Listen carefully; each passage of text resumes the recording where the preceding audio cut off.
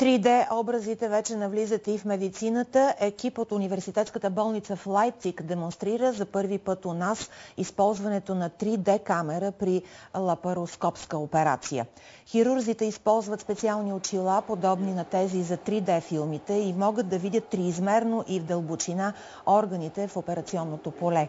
Иновативната технология разпределя некомпресирани данни, видео, графики, аудио и компютър през IP мрежа.